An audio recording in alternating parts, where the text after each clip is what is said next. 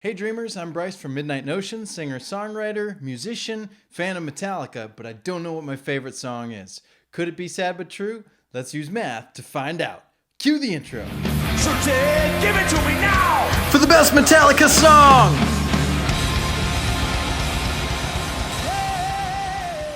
Sad But True, song number 2 off of Metallica, the Black Album.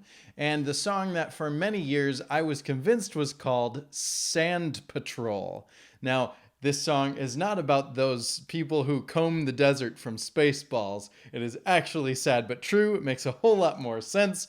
And we're going to be talking about that today. We're going to listen to the song. I'm going to comment along the way. Then I'm going to give it a score at the end using the following criteria: lyrics, instrumentation, composition, memorability, and emotional response. Each category is a 0 to 4 scale with a grand total possible points of 20, and we'll find out at the end of the video if this has what it takes to make it to the top 10. I'd love for you to play along, so smash that subscribe button and get ready to comment below what your score is for the song. And of course, when we're done with this, go check out Midnight Ocean. I got music all over the place: Spotify, iTunes, wherever you get your music online. Love to know what you think of my music as well. So, without further ado, let's listen to Sand Patrol.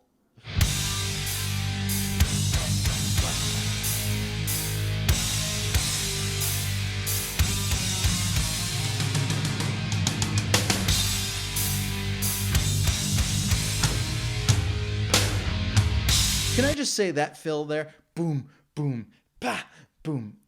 I appreciate that those are off beats, right? Bum, bum, bum, bum. He could have easily bum, bum, bum, bum, boom, boom, ka, boom. But that's all downbeats. And by having those off beats, we have a really cool boom, boom, ka, boom, geesh. I don't know. It's a cool feel. This is the second song in their catalog with a different guitar tuning. They are no longer playing in standard. They are actually, it's not drop D, it's just dropped down so that the lowest note is D.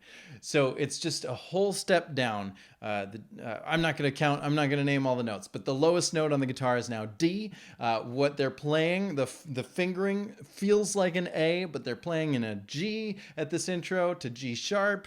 And now they're going to come back to the main riff, which is in E, but it's actually in D because of the low tuning. Why is it tuned lower? Because Metallica gives you heavy, baby.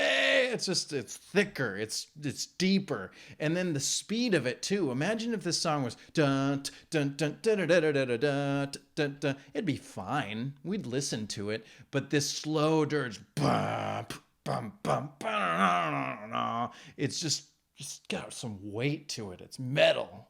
1, 2, 3, 4, and oh, I counted it wrong. I can never get this count. Let's try that again. I'm gonna see if I can nail that.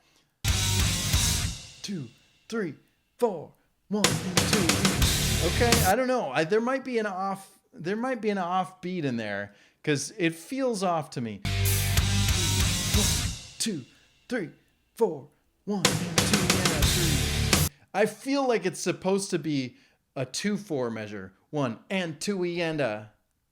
But because of where it's placed, it's just shy. It's like it's not on the and, it's like on the 1E.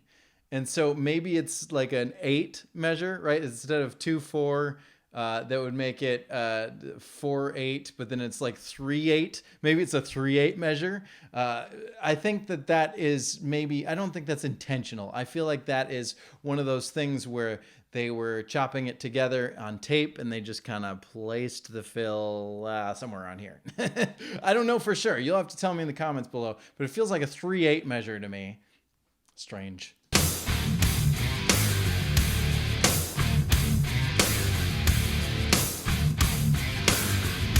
Pay attention to the cymbals. Just one hit.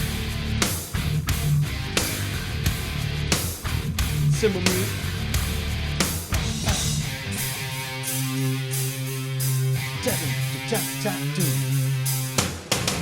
That's for later in the song.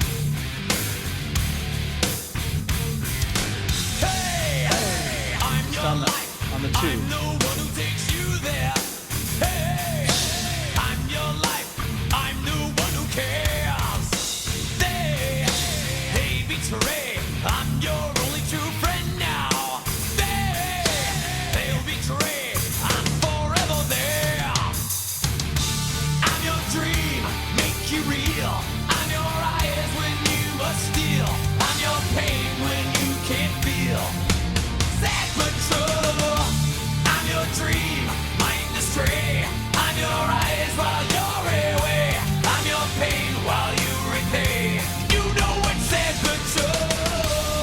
Something I think is really cool about this chorus is that I don't know, there's a lot of stuff going on in this one.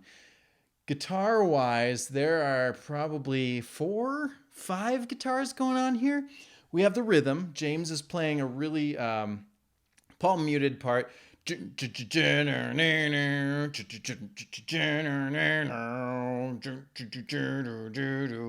just kind of, it's a really like dynamic rhythm. There's a lot of syncopation in there. And then Kirk has this this strummed out part with open strings. It's a chord. It's like a 2-note situation where he's moving on one of the strings, but he's leaving the other one open, and he's going this do do do do do do do do do do do, and all the notes kind of ring out. You can't hear that one as much. But then you got this just like crying guitar, and it's harmonized. There's 2 guitars just kind of. It's really, really cool. And that layer, that whining, it's like slow bending. It's just, you could just hear your guitar gently weeping. Maybe it's not gently. I don't know. But it's a really cool, there's because of everything being layered together like that, we've got the staccato rhythm part with this held out but still strumming lead with these long note, slow bend, like effect sort of things going on. It really layers that and makes it sound big and full. And then you got the vocals on top of that, obviously. And then, of course, there's drums and bass too. But it's just a really cool layering of the song. I really appreciate it. Every time it comes through, I'm like, that chorus doesn't sound good with just one guitar. If you're just playing one, if you choose James's parts and you're just playing it for some friends, they're like, this doesn't sound like the same song because it's missing all the weight of all those instruments, those other instruments. And I appreciate that so much when the song is written in a way that it needs all of the parts or else it suffers. Yeah, I like that.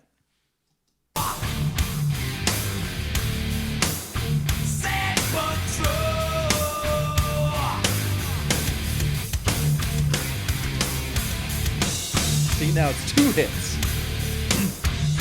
We're building the drums once again. There's a pattern that's coming throughout the song. That first verse, we were having a lot of single hits, just boom, ka. And now we're going to be building, we're going to have 2 hits, ka, ka. And it gets more complex. The fills change every time. This section is shorter here. 2, 3, 4, You're my mask, you're my cover, my shelter.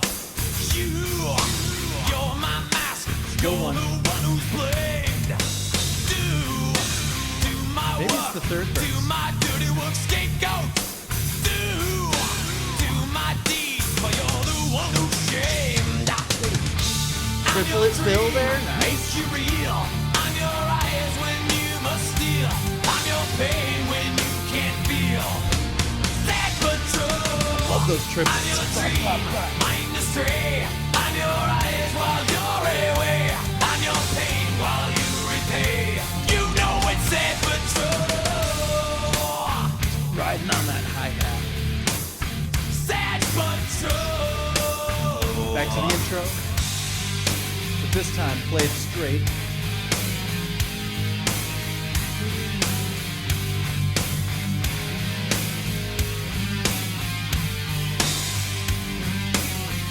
Little harmony.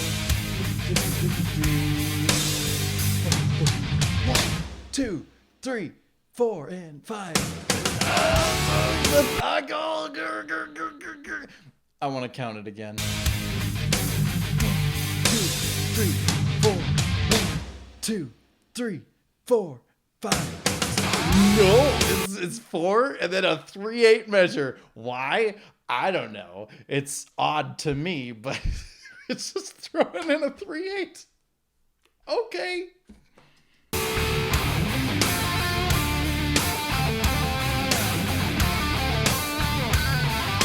I love this top though. And then, I'm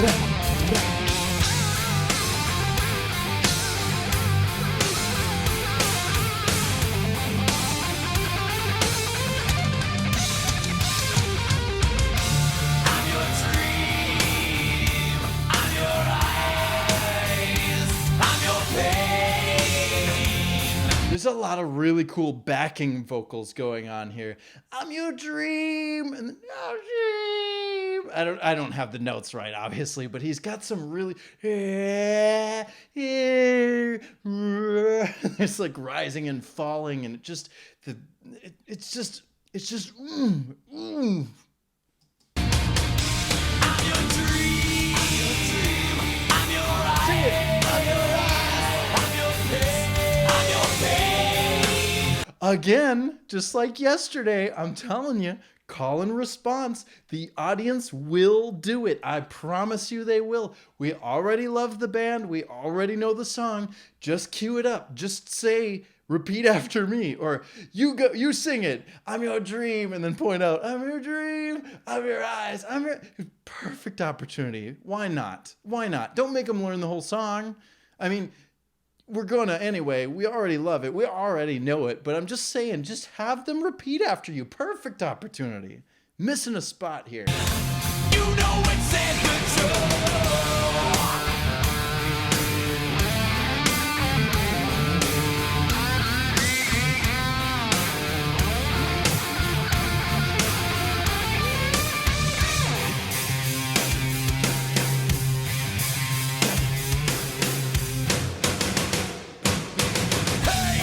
Adding that second one. Really good. Here we go. This has got to be the two. No? I'm thinking of a different song. Huh? You know what?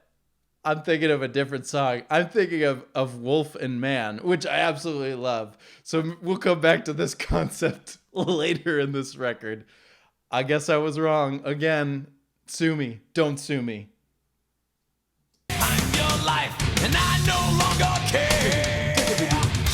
I'm your dream. I love that line too. Can we just talk about I no longer care. I'm your life and I no longer care. I love that this last verse is a combination of verses that we've already heard, but now we have a new twist on the end, and then we get the final twist at the end of this chorus. Really clever. Real. I'm your eyes when you must steal. I'm your pain when you can't feel. Sing it.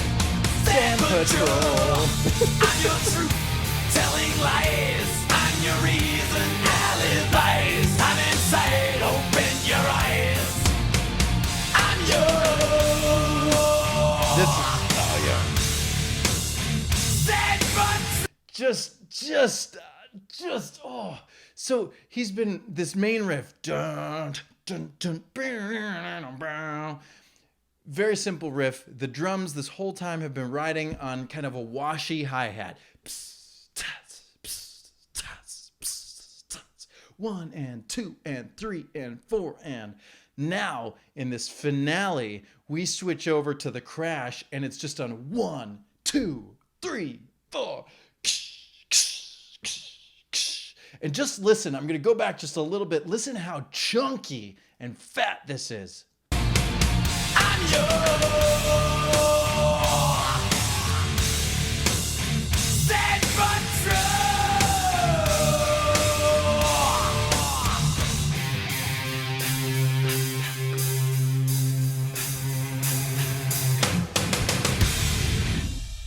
How come they didn't have the 3/8 measure there, huh?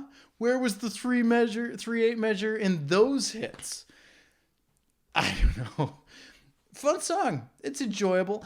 I don't need to hear it live anymore, but you know, it's well produced. I will give them that. Bob Rock did a good job on this record, at least. We'll talk about the record in the early 2000s another time, but for now, let's get to the points for Sad But True.